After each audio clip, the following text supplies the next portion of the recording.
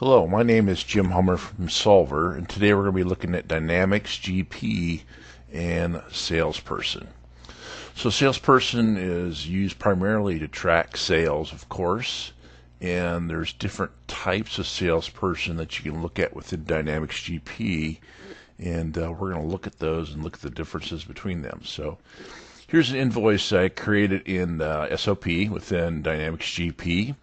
And we see it's a fairly standard invoice. There's different things to look at. One is we look at this detailed line here. We can see that we have the salesperson of Nancy B. That's at the header level. And we also have at the detail level, which is the line level, we have a different salesperson. We have an Ivan.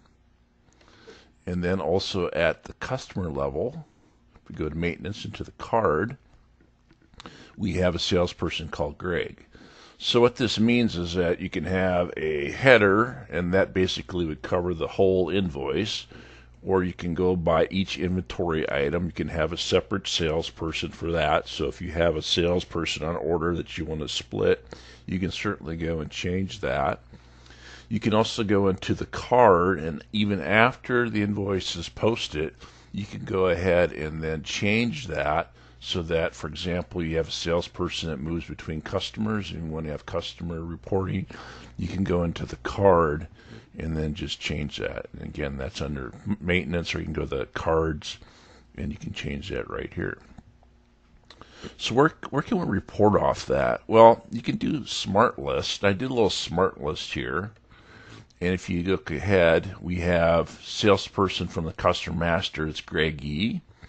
And then from the transaction, that is the line, that's Nancy B. And then the salesperson itself is actually reverse. This is Nancy B. This is from the invoice. And then from the line itself, it's Ivan B. So you can certainly report that off of Smart List. You can certainly do that. You also can go to BI360. So within BI360, I brought in the invoice, which is 2266, and here's the basic aspect of it. And you have this is actually in a work status, and I brought that off the detail, so I can bring in the customer here like that.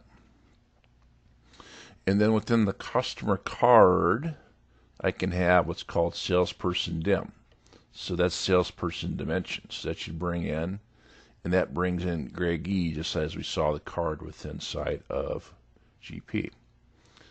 So if I minimize that, I'm working on the header, and if I bring in the salesperson here, this brings it off the document, and this brings Nancy B rather.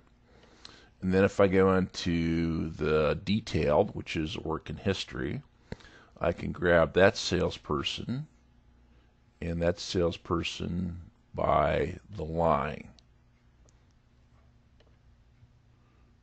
And that brings in Ivan. So if I post that, these are going to be basically hard-coded. There are programs that you can buy or use. You can contact your partner to help you change those. It is possible to do that if you have more complex sales reporting. But you can also go into Great Plains itself.